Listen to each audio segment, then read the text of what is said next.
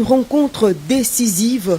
qui devrait marquer un tournant dans le cycle infernal de violence qui meurtrit les populations de l'Est de la République démocratique du Congo. La tripartite de Luanda sur la situation sécuritaire à l'Est de la RDC s'est terminée ce mercredi soir par l'établissement d'une feuille de route sur le processus de pacification de la région Est de la RDC. Tout commence par une rencontre à trois entre les présidents Joao Lourenço, Félix Antoine Tshisekedi Tshilombo et Paul Kagame.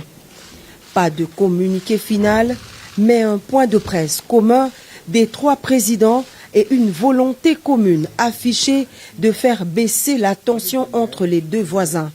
L'objectif central étant de restaurer la confiance perdue entre Kinshasa et Kigali par l'instauration d'un dialogue et d'une concertation permanente établie sous l'égide de la CIRGL et du processus de Nairobi dans le cadre de la Communauté d'Afrique de l'Est. Concrètement, cela se fera graduellement via l'application de la feuille de route qui permettra au final, si chacun respecte vraiment ses engagements, de réchauffer les relations politiques, diplomatiques et économiques entre le Rwanda et la République démocratique du Congo. Ce que je peux dire à propos du contenu de la réunion de ce jour est que de part et d'autre, il y a eu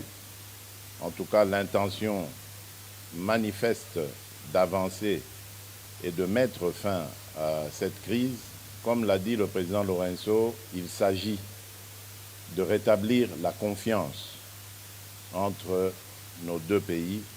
et surtout nos deux peuples. Une confiance qui a malheureusement été rompue alors que, à mon sens,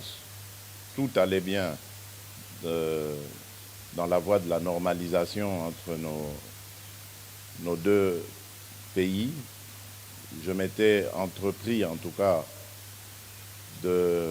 tirer un trait sur le passé dès mon arrivée à la tête de la République démocratique du Congo pour envoyer un signal fort, non seulement au Rwanda seul, mais à tous nos voisins, à toute la région, de mon intention d'avoir des relations désormais tournées vers des échanges profitables à nos pays, à nos populations, et de regarder plutôt vers le développement de cette région qui, à mon sens, est l'une des plus riches d'Afrique, plutôt que de verser dans des tensions inutiles comme on a pu l'observer dans le passé. À court terme, la nouvelle donne passe par la relance de la commission mixte RDC-Rwanda. La première rencontre de cette commission mixte, cadre de dialogue permanent entre les deux pays, est prévue incessamment dans la capitale angolaise. Mais dans l'immédiat, la feuille de route prévoit la cessation des hostilités et le retrait sans condition du M23 de ses positions en République démocratique du Congo. Ce qui est en mon pouvoir pour faire avancer la situation, sortir mes compatriotes de cet enfer qui dure déjà depuis une vingtaine d'années, lequel enfer a été encore aggravé par cette situation regrettable du M23, un groupe armé qui pourtant était déjà en discussion avec nous à Nairobi, mais dont le comportement est totalement inexplicable, car je ne peux pas comprendre que des gens qui ont une revendication et dont l'interlocuteur est à disposition pour écouter leurs revendications puissent à nouveau reprendre les armes, comme pour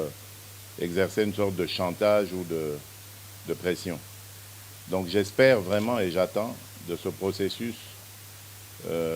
qu'il apporte le cessez-le-feu immédiat et le retrait de ce groupe du M23, en attendant évidemment que l'on mette en marche la feuille de route qui amènera un processus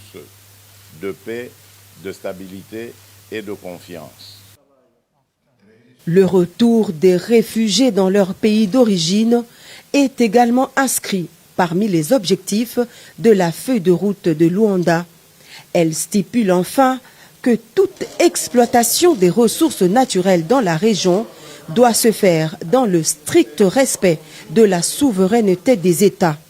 ce qui met en exergue la ferme volonté de lutter contre le trafic illicite des ressources minières de la République démocratique du Congo au profit des pays voisins. Le chef de l'État, Félix Antoine Tshisekedi Tshilombo, garde ainsi le cap de la fermeté pour la défense de la souveraineté nationale et en même temps une ouverture au dialogue diplomatique sincère pour imposer la paix à l'est de la RDC. Le président de la République et sa délégation sont rentrés au pays ce mercredi soir.